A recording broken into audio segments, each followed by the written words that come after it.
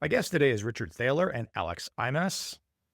Their book, the updated edition, The Winner's Curse, Behavioral Economics Anomalies, Then and Now. This is an updated edition from Richard's original book in 1992. And for those of you who have been living under a rock and don't recognize the name Richard Thaler, he happens to have a Nobel Prize.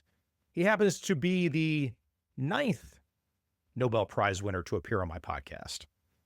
And Richard is also the first star from the Big Short film to appear on my podcast. If you don't recall Richard in The Big Short, go watch it again. It's a great film.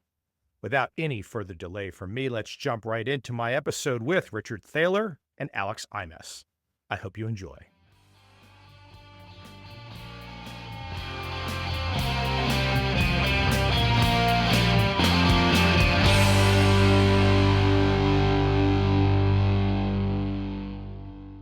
In advance of speaking with you guys, I wanted to go check my own podcast to see who I have talked to. Not that I don't know all these names by memory, but some I forget. Some of you guys will probably be very close personal friends with. Of course, I've had a chance to speak with Danny Kahneman, one of the best stories ever relayed on this podcast, why he became a psychologist, which I'm sure you guys know. It runs the gamut from Alison Gopnik to Vernon Smith, Angus Deaton, Robert Aumann, Steven Pinker, Colin Kammerer. So, Richard, many of your peers, guys you know well, Cass Sunstein, a lot of interesting people. So I appreciate you coming on. I got to tell you, though, for me, the most fun thing, you're my first Big Short star to appear. You haven't had Selena? And what about Margot, See, now I got you started there when I was talking about the beauty of Vietnam. Now we've gone off in a direction. The record is not on yet, right? It actually is. It absolutely is. We have not said anything untoward. We're being very respectful. Yeah, no, that's true.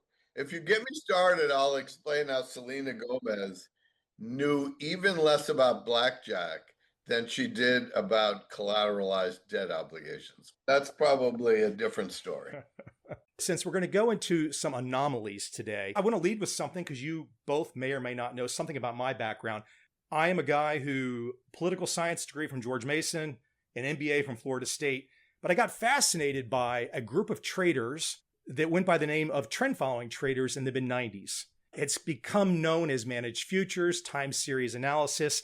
Essentially, these are the guys that figured out how do we speculate and collect that hedging money from the Chicago futures exchanges and capture trends. And for me, once I started to piece that together with a lot of data, and it's essentially the whole strategy is an anomaly. David Ricardo, let your profits run on, cut your losses. But when I saw and figured out, and I think I was the first person to write about this, who was on the other side of Nick Leeson's Barings Bank blowup? And it was the owner of the Boston Red Sox right now. And to me, that was just a fascinating getting into it. Like you guys, you start in the academic world, you've got these fascinations and these desires, but me, I just stumbled into it. But this anomaly that I came into has led to, 8 books, 1 million+ books sold. So it's been a really fun, interesting ride.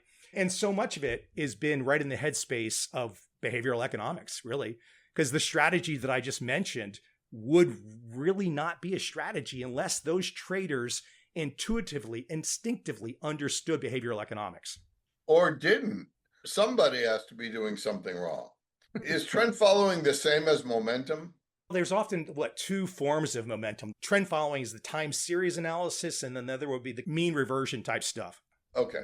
So the ancient result is that individual stocks have positive correlation over 6 months or so and negative over several years.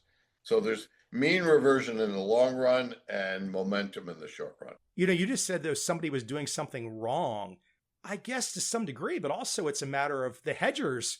The hedgers are doing what they're supposed to be doing. So the speculators are collecting via a trend following strategy, collecting that hedging money.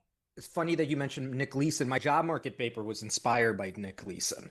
When did your paper come out? 2016.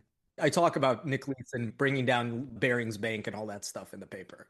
The way that I explained it in the paper was that he was chasing his losses, basically. He didn't want to report any losses to his higher up, so he just kept going and going and trying to covering it until he ended up with a position that brought the entire bank down. And so my paper is like, how would somebody stop chasing their losses, essentially? And that was the realization effect, which we mentioned in the book. But yeah, it's very funny that you mentioned Nick. Did you know that John Henry, the owner of the Red Sox, was on the other side of the trade? No. That was completely random that I learned of that. But then you could look at the performance data at the time, all that CFTC disclosure document data, and then you could just see with some of these trend following funds that were over $1 billion under management, you could see how it was almost like a one-to-one transfer, zero sum. Yeah. Here's where I want to start, though. And there's a little bit of background about me, so you know who you're talking to. I would like to know for you guys, because that's kind of my into the anomaly world. Richard, for you, let's start with you. Here you have guys like Danny Kahneman as your mentor, but what was the first anomaly that really got your juices flowing where you're like, man, this is my path. I'm not letting this baby go? Probably the first one is my old story about one of my professors and his wine. He was a wine collector and had been buying bottles of wine for $5 and holding on to them, and found that they would be worth $100. There was a local wine store that said, look, I'll buy those from you for $100. And he said he wouldn't sell them. He would drink them occasionally, but he would never buy a bottle for more than $50.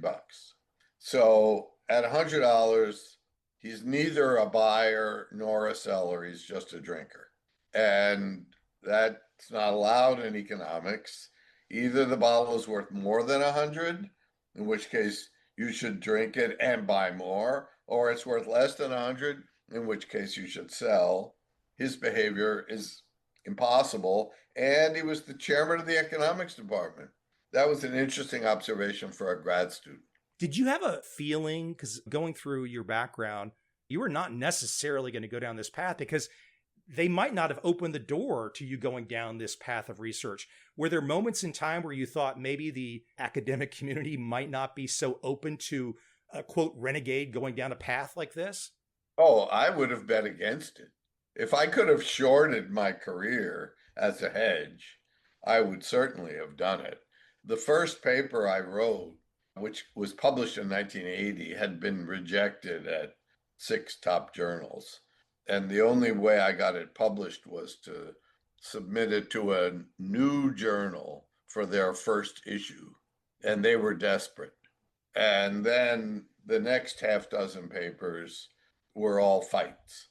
So it was very, very, very unlikely to work. There are not very many examples of similarly stupid career choices that happen to work out well. What kept you going? Why did you have a belief when so many people are like in the academic world, follow the rules, stay on a certain track? What made you feel like deep down, I can't let this go? I would say A, I'm stubborn. B, I like a good fight. And C, I managed to hook up with my mentors, Danny Kahneman and Amos Tversky, and they gave me the one big aha insight, which is that you can find examples that are systematic bias. Economists knew and would be happy to tell you that almost everybody they know is an idiot. That was not news. But they thought that their idiocy was random noise. If you're doing mostly the right thing, but then you have random errors, that does not present a problem for economic theory. The problem is if your errors are all or mostly in the same direction, then the predictions of economic theory are wrong because people are systematically behaving differently. That was like the meta lesson that I learned from reading Amos and Danny's papers and then spending a year with them in 1977-78, which is when I decided to go all in on this exercise, mostly because I thought it would be really fun. I got a kick out of your point, though, and I forget the term you used, what Danny Kahneman said to you about getting a late start. This was 7 years later when I was about Alex's age, and I was spending my second year with Danny. We had three of them. I was 39, and he's musing, and he wasn't thinking about me. He said, "There's a point in your career when you can no longer be described as promising." I think it's about 40, and I'm 39. And I'm wondering, okay, what am I now? Has been or once promising guy? Danny was never mean, but yeah, that's a funny story. Alex, of course, just turned formerly promising. Alex, let me go to you. Crossing generations on this conversation. For you, where was your first moment in terms of, wow, this idea of psychology and economics connecting, anomalies? Where did you first have your spark? I came at economics, I don't know, it took me a long time to get there. So I was actually pre-med. I was not interested in economics. I was taking economics in order to boost my GPA because science classes were actually hard. So I was basically taking organic chemistry, all those classes all day. And then I'm like, I need something else. And economics was easy, but I never connected to it at all. I'm like, these models are absolutely crazy. This doesn't make any sense as far as like actual human behavior. And I just let it be. And then I was applying to medical school. I got into medical school. I was taking a road trip to Los Angeles, moving one of my friends over there from Chicago.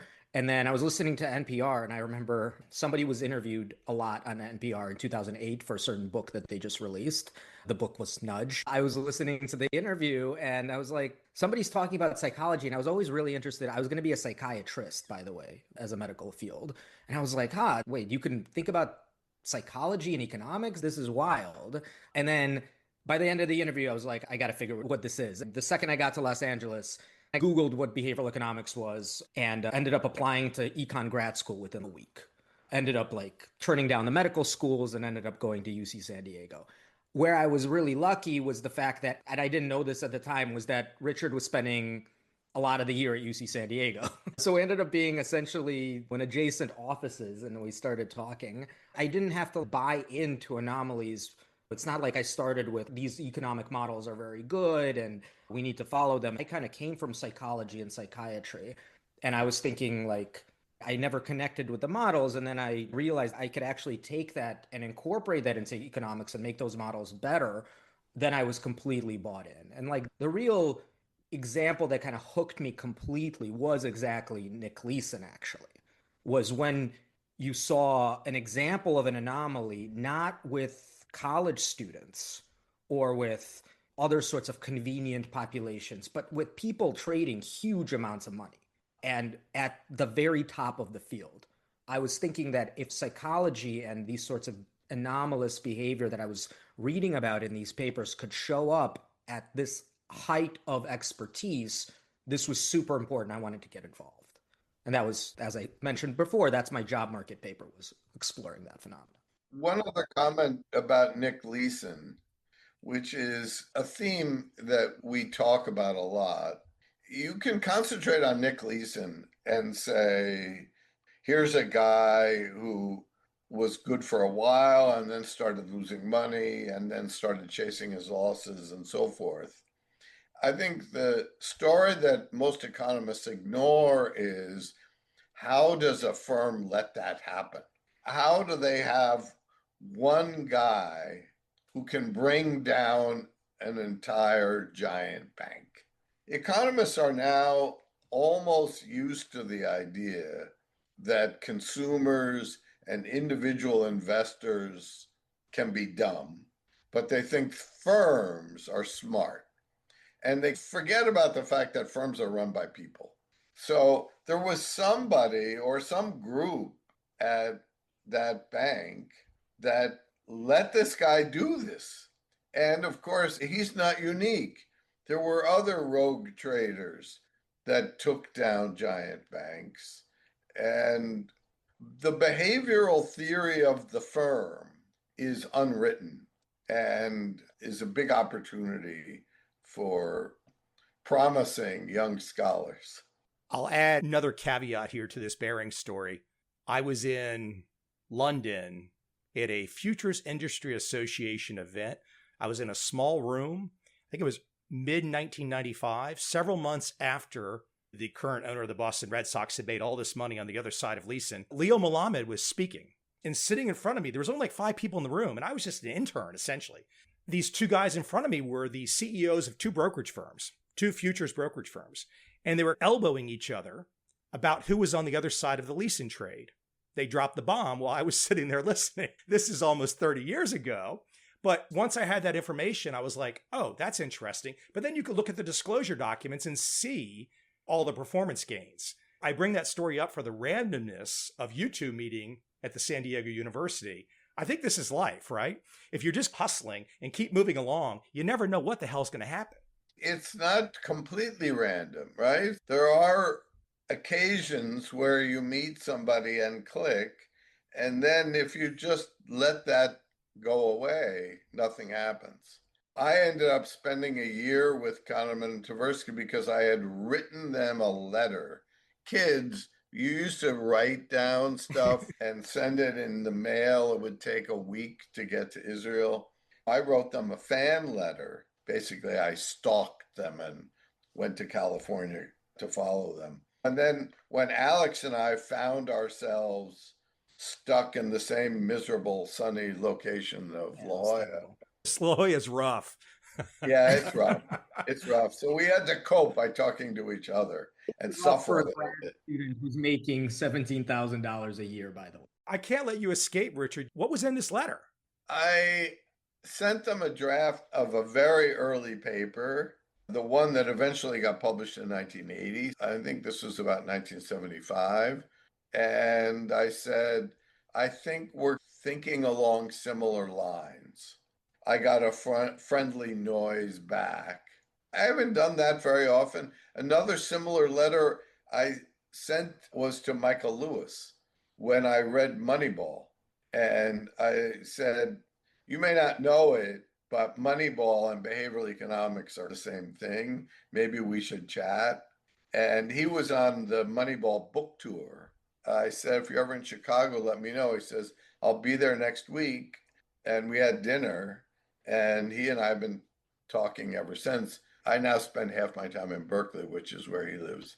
So we continue to talk. But when you find somebody that you're on the same wavelength with, you should talk to them more. It's like a no-brainer. I chased a famed hedge fund manager through letters at the time for 18 months, and he did not reply to me at all. And I finally sent a fax to his office, and it said, the top 10 reasons you must meet with Michael Covel right now. They said, okay, you got 30 minutes on this date. So there you go. Same headspace of hustle, right? Stalk your heroes. Oh, you both might get stalked today. Let's jump into, though, because you do have a new work out here. It's actually a redoing of a work, and you might want to explain, both of you can give a perspective on it. The Winner's Curse, I think about 30 years old, yeah? Yeah. Yeah, but you guys have repackaged it, and I know something about this. I've had one book where I've done 5 editions, so it's always fun to go back in there and redo things and add things and make it cool or cooler. What was the original thinking here with The Winner's Curse, Richard? So the old one or the new one? The old ones, I'll give you the brief, complete history. In about 1985, there was a new journal started by the American Economics Association. And I convinced they were going to have columns, essentially, 10-page journal articles, but regular. And I pitched them the idea of having a series on anomalies. And they went for that. And I did that for about 4 years. And when I had enough that looked like a book, I stapled them together. And that was published as The Winner's Curse in 1992. Then about 5 years ago, the publisher said, hey, would you want to freshen this up or something? Perhaps stupidly, given how much work it's been, I got an idea to do something more ambitious and recruited Alex. And the idea was to go back to that old stuff. And I wrote a bunch of more of these columns after the book came out. And to go and say, look, here's the old thing. Does it hold up? because the old ones, a lot of them were on lab experiments, and the ones that were with actual archival data maybe doesn't hold out a sample, and there's this replication crisis in some parts of psychology. That was the book we conceived. The key part of the title is Behavioral Economics Anomalies Then and Now. Each chapter has a then part that is more or less word for word stuff I wrote 40 years ago, and then a now that Alex captained those now parts, where we say, okay, what happened? And did this all go away? And if not, what did people do with it? And that's the book. I actually don't know of any book remotely like that. I like to think of an example. Suppose that we can resurrect Darwin and we hand him The Origin of the Species and we give him a few years to kind of read up on the literature and we say, how did you do? We're not suggesting The Winner's Curse is The Origin of the Species, but it's a book everybody knows. That's the thing we tried to do. We wanted to have fun with it. The chapters we chose to include were ones that we thought a lay audience could understand and relate to. There's a chapter on foreign exchange arbitrage that we didn't think anybody could read, so we skipped that one. Hey, beyond new examples, Alex, philosophically, to go back to all these anomalies set forward by Richard earlier in the early 90s, was anything wrong? There's two ways to answer that question. One, you could be wrong because it is something that happens in college students at a random upstate New York university. And then you go out into the real world and it's not really that relevant. So you're wrong about this being relevant for economics. That's one way of being wrong. The second way of being wrong is what Richard mentioned, the replication crisis, where you run the exact same experiment with college students and it doesn't replicate. And what we did in the book was look at both, essentially. The updates really stress, and we talk about this in the preface, that behavioral economics has moved out of the lab in the last 40 years and into the real world. So all of these things that were written about by Richard and his co-authors in the anomalies columns using these college samples, the new stuff that's been going on in the field, which is why it's such a big deal now in the field of economics, is that professional traders exhibit these anomalies. Professional golfers exhibit these anomalies. Large swaths of the American households managing their real money exhibit these anomalies. So every single chapter we follow up with an update saying, here is field data on all of this stuff. One example, talking about financial traders, for example, there were these anomalies shown on like how people attend to certain stocks versus others. There's a paper we talk about, which was written by me and some co-authors, looking at institutional investors managing billion-dollar portfolios. We got their individual level daily trade data and basically said, hey, what is the population that should absolutely not exhibit any anomalies? They do.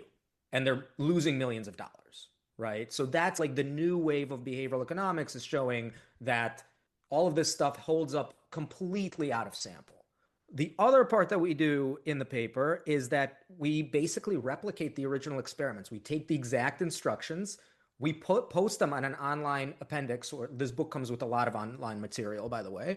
So, if you're interested in running any of these experiments, go online on the link, and there's all these crowdsourcing platforms where you can collect data. Run it yourself. There's instructions on how to do that. And that's exactly what we did. We ran the exact same experiments again and saw what we find. The takeaway from that is that there's no replication crisis in behavioral economics that we found. Essentially, every single anomaly that Richard and his co-authors were talking about with the original experiments, they hold up now. Not too much of a surprise, to be honest, because Richard was running a lot of these things in the classroom. I've been running a lot of these experiments in the classroom, like the classic winner's curse with the jar that we talk about in the beginning of the book. There's thousands of these demonstrations. So everything holds up in both ways. So we really didn't see Anything that was wrong in either direction, like things are holding up out of sample in the real world and things are holding up within sample as far as replicating the original experiments. A question for both of you. Are there still areas of the investment world, academia, corporate world, where there's pushback on these ideas? Are there people that still hold on to their sacred cows and just say no? Or has there genuinely been an open mind to these many concepts that you both have put down over the many decades? I would say in the financial world, the practitioners have pretty much always been open to this, with the possible exception of my buddy Gene Fama's firm, Dimensional Fund Advisors, which at least claims to be an efficient market believing fund. Aside from Vanguard, the financial services industry has to believe in market inefficiency or they got nothing to do. They were eager to believe that there were opportunities. So they were motivated, as opposed to traditional economists. There was a guy years ago, like 40 years ago, who would say to me, look, I understand what you're saying, but the only thing I know how to do is solve optimization problems. If you're right, what am I supposed to do? And I told him that wasn't my problem. Now, I would say that's in finance. Everywhere else, I don't think most CEOs have drank our Kool-Aid. They still seem overconfident. When they start paying you that much money, you start to think you really know something. I think it varies. And there's still a lot of inertia in how organizations work, including universities, the institutions we know best. We have not changed the world. There are pockets of places that were receptive to our message. As you say that, though, does that mean if we had to look ahead 80 years from now or 100 years from now, do you think there's always going to be some inertia in some of these large operations where they're just not going to want to accept some of these revelations? I have difficulty forecasting next week. On the other hand, a forecast of what's going to be true in 80 years, I'm pretty safe making a prediction. Don't pick on me that hard. Institutions move slowly. Alex, you want to add a perspective? I agree with Richard. The way that I got into behavioral finance was largely into finance, was that they were the most receptive. And I have a theory about this, which is that they're also the most empirical field. They're empirical, so they just care about what works, and behavioral economics works, so they're receptive to it. A lot of other fields in economics are becoming more empirical as the data becomes better and better. So in the last 10 years, we've had a complete revolution in terms of what data has been available for the other fields of economics. Finance data has been available for a long time. There's very good data. It's easy to say, hey, is this your model? Here's the graph. Does your model look like the graph? No? Okay, write a new model. The updating process is a lot quicker when you have good data. So my prediction is that there are pockets of resistance mostly in the other subfields, but as the data becomes better, the subfield is either going to dry away and fall off the tree, or it's going to adjust, just like finance did. Yeah, they knew we were wrong. The academics, yeah. What's also true is, certainly in economics, and I think in most of academia, to coin a phrase, there's trend following, and there's lots of taste issues. And so there are still many economists who evaluate a paper on the way you would evaluate a musician. Are they showing amazing skill? Rather than, did we learn something from this paper? Some of the early Kahneman and Tversky papers, people said, look, you ask some questions. How hard is that? What's the big deal? There was no illusion of science there. Whereas if you build some big fancy, what economists call structural model, that looks really hard. It makes the results difficult to interpret, but there are many people who think if you're not doing that, you're not serious. Those kind of taste questions will always be there. In my world, loss aversion a huge issue with the traders. Alex, let me go with you first, and then we can come up with you, Richard. Of all the anomalies that are set forth in the winner's curse, what still makes you most excited today? You meet somebody on the elevator, they want to know what you do, and you want to give them an example. You want to get them into your headspace. What is your most successful technique, story, whatnot, that gets them into your world? Because it can get a little bit complicated for the average guy in the street who's not been indoctrinated. The cleanest and most jarring example of an anomaly is the winner's curse itself. You go into a bar with a jar of coins and you say, okay, bid for this jar of coins, and then you get whatever money is in it. We'll exchange it for dollar bills so you don't have to leave the bar with a bunch of coins. And systematically, the fact that the winner ends up losing money because actually their bid is higher than the amount of money that's in the coin, in the jar, and the fact that this is not just a jar thing. This was demonstrated initially with oil executives who are bidding on wells, and they found that systematically, whenever you won a well, there was less oil there than you thought there was. So like the winner basically loses systematically. I think that's really easy to demonstrate, explain why that's an anomaly, and get the average person excited. The thing that I'm most interested in as far as going forward is slightly different. It's the violations of dominance, which is super simple too to explain. So let's say you have a health insurance choice between two different plans. One has a deductible of $1,000 a month. That means you have to pay up to $1,000 of whatever expenses you have over the year. Sorry, the annual deductible is $1,000. And then you basically stop paying. So the most that you could spend is $1,000. But there's another plan that has a $100 a month premium, right? Which one do you choose? And you don't have to pay out of pocket. You just have to pay the premium. If you do the math, it's super simple. The second option is dominated. You're guaranteed to pay $1,200 over the year. With the first one, you're guaranteed to only pay $1,000. It doesn't matter what happens.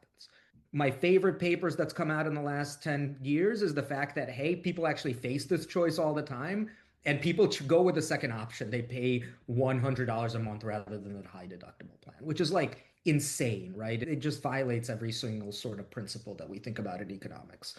And it turns out what is going on is that the things that economists think is really simple, oh, here's a health insurance choice. Of course, people are going to be able to make it. Turns out real people like really struggle with it. It's a complex choice. There's a lot of moving parts, and people reduce that complexity for themselves in a very strange way that leads them to violate dominance. So I think the thing that I'm really excited about these days is thinking about complexity systematically, the sort of complexity everybody kind of encounters in their everyday lives. How do they reduce it? And how do we, as advisors to governments potentially, or just people who are writing papers that out there in the world, how can we think about this systematically and help people make better decisions? If I have to explain what I do to somebody at a cocktail party, I'll probably start with mental accounting, which is the term we use to describe how people think about money. I started this conversation with my ancient story about my economics professor. I'll start with another ancient story. A friend of mine, when I was living in Rochester, New York, were given 2 tickets to a professional basketball game in Buffalo, which is normally about an hour drive. We got these tickets for free. And then there was a big snowstorm. My friend Jeffrey calls me up and says, no way we're going through this blizzard. It doesn't make any sense. So far, so smart. But then he says, but if we had paid for those tickets, we'd be going. Now, economists refer to this as the sunk cost fallacy, S-U-N-K. And the idea is the money we might have paid for those tickets is gone. It should be irrelevant. The decision should be, is it worth driving dangerously through a snowstorm to watch a basketball game or not? Because either way, it's going to be free to go. And people get this wrong all the time. Early in my career, Alex wanted to be a psychiatrist. I became what some of my psychology friends refer to as world's first clinical economist. I remember talking to some mom who was fighting with her first grader daughter, who decided she didn't want to wear skirts to school. And the mother was saying, yeah, but I bought you all these skirts. I was brought in as a mediator. I explained to mom that the fact that she had spent money on those skirts was irrelevant. It was more important to have a good relationship with her daughter, and she should let her daughter wear pants to school if she wanted to. And she said, really? And the fact that I was an economist telling her this was okay to not use the skirts just because she had paid for them, was like a weight lifted. And she got along way better with her daughter as a result. I did not switch to being a clinician, but I think there are like life lessons. The example Alex was giving about the health insurance, here's a one line bit of good advice to all consumers, which is when in doubt, take the biggest deductible. Or even better, self-insure. If you rent a car, never, ever take the collision damage waiver. They're charging you a ridiculous amount of money to insure against a $2,000 loss. And it's probably covered by your credit card. And never take extended warranties. Never, ever. Unless you know that you have a habit of dropping your phone into the toilet, just don't do it. There are lots of dumb things people do that they could learn not to do. And until they all learn not to do those things, we'll have plenty of stuff to write about. A follow-up, Richard, just hit me listening to you. First time we've met, your talking style, your persuasion ability, where did it come from? Are you asking an evolution question? Come on now. No, seriously. Look, Alex knows why I'm asking it. There's something about listening to you in the way that you present information, carry on a conversation, very persuasive, not in a hammer-like way, but persuasive in a way like bringing you in, right? So where did you learn this? I don't know. I think that's my natural speaking term. But I did learn from my buddies, Amos and Danny. Amos died at age 59, which was a tragic loss to his friends, family, and to society.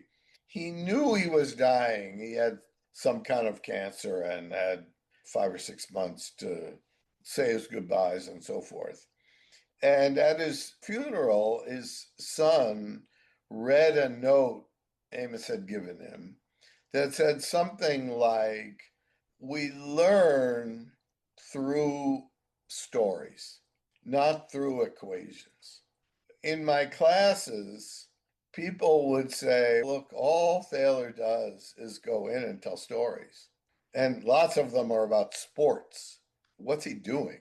I get emails from students who had a class from me at Cornell 40 years ago saying they still remember such and such a story that they still think about. Now, I guarantee you no one remembers the derivation of Bayes' rule, much less how to do it. If you tell stories that have a message and they're memorable, then you get some stickiness. I was inspired to put a chapter in my first book about baseball and trend following and John Henry based on the Moneyball book. So you reached out to Michael Lewis. Did he know about you at that time? No, the book was just out a week or two. And like I say, he had a trip planned to Chicago. So he came over to the house. He and I sat in a room around the corner from here for a couple hours and then went out to dinner. And that conversation eventually led him to write his book, The Undoing Project, which is a book about Kahneman and Tversky. Since I know everything about how to write a good book, and Michael is a complete amateur, I kept telling him what a stupid idea this was. How are you going to write a book about two guys who spend all their time thinking and talking in Hebrew and English? Anyway, he fortunately ignored that bit of advice, but we ended up spending a lot of time. I took him to some conferences so he could do some ethnographic research and see what academics do at a conference and how it all works. We realized, though, pretty early that we were thinking along similar lines. And Cass Sunstein and I wrote a review of Moneyball. Michael read that review and took it to heart. What struck me was the way they looked at baseball statistics. And then from my perspective, I'm writing these trend following books and I'm saying there's a little bit of a parallel here because the trend following traders said, to hell with the fundamentals. We don't care. We are just going to look at price data only. And we're going to make trading decisions based off price data only. That was like, wow, okay, it's an entirely different way of looking at the world. The sports analytics, I think, is just the opposite, which is to say, prices are wrong, and there are some things that are overvalued, and it's basically a Warren Buffett kind of strategy. What's cheap and what's expensive? Billy Beane was stuck working for an organization that didn't have very much money, and the only way he could succeed was to find players that other teams didn't want. Eventually sell them once he showed that they were good.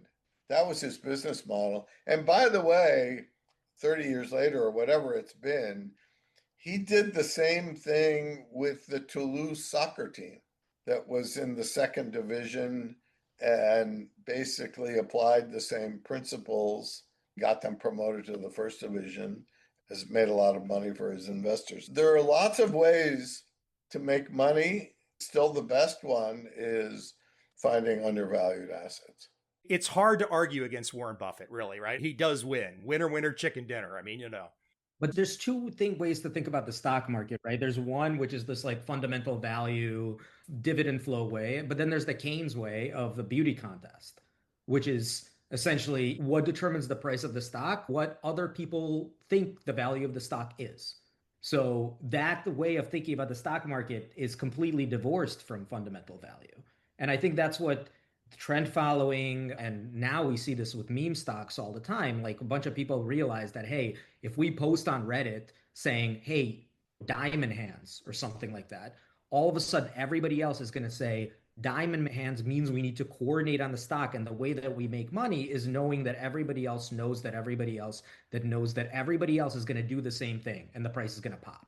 What does that have to do with fundamental value? Nothing. It's a coordination device in the way that Keynes was talking about and Schelling had been talking about, that we just need to know what everybody else is thinking. We don't need to do any fundamental analysis. We don't need to do any research about the company. It could be AMC, it could be Kohl's, it could be the neighborhood pizza shop.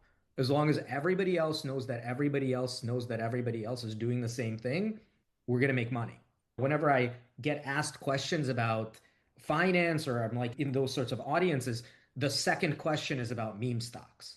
Or Bitcoin? Or Bitcoin. Or Bitcoin. Bitcoin is exactly the same thing. Bitcoin fundamentally has no intrinsic value, right? The only value it holds, and all of crypto is the same way, is based on what everybody else thinks that everybody else is going to do, right? That's the entire value of Bitcoin. I talk about Bitcoin in the same breath as I talk about GameStop.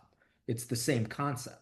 I still think back to early 2000, and Michael Thaler of MicroStrategy appeared on 60 Minutes and essentially told the world in early 2000, before the dot-com crash, that he was essentially going to run American healthcare. And now, 25 years later, he runs Bitcoin. It's an amazing world, isn't it? Yeah. I will say, principal in a money management firm that manages mostly small cap US equities, we basically would never buy nor sell GameStop because we don't think we have any ability to predict what other people are going to think about it next week or even next hour. There are some circumstances when you can predict what average opinion is going to change. If you're a value investor, yes, you're attracted to stocks that seem cheap, but they also have to be stocks that you think other people will agree with you relatively soon. It doesn't have to be in 5 minutes, but more like a year. So far, that approach has worked well for the past 30 years. Guys, I've kept you for about an hour, which is what I promised. We could probably find all kinds of points to talk about, but we all have lives. You guys got to roll.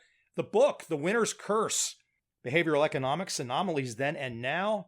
Richard, Alex, I appreciate it. Where can we send people? Where would you like to direct people? Obviously, they can find the book at all your bookstores and online places and that kind of stuff. Is there a website you want to direct people to, or multiple websites? Or if they can't find you, maybe they have a problem in this world of connectivity. Everybody knows where to find a book that's coming out.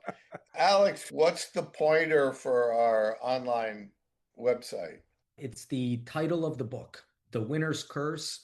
Put it online. You have all of the information about the book, and then you have all of the supplementary material in there, how to replicate these things. If you're a teacher, you want to teach this stuff to a class, we're going to have lecture slides for every single chapter. You got to sign behavioral economics. You don't want to teach behavioral economics. Buy the book. It'll be easy. I'll leave you guys with this too. If you ever make it to Saigon, but I got to tell you, from a behavioral economics standpoint, this is a place of street side cafes, street side street food, motorbikes everywhere. There is a certain behavioral thing going on here that's probably a little bit different than the rest of the world. It'd be a great place for a lab to set up and find new examples, new anomalies in Saigon. Sounds good. Food's not bad either. Food's great. Guys, I appreciate it. Pleasure. Thanks for having us. Have a good night for you.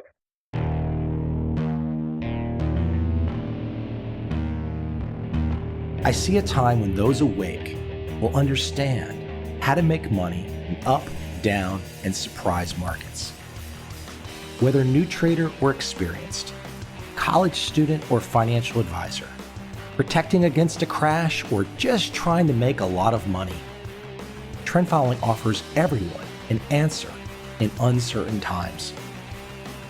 To get started immediately, send me an email, michael@covel.com. I will send you the right trend following steps to take along with my free video. But if you want to buy and hold, trust the government and trust Wall Street, this is absolutely not for you.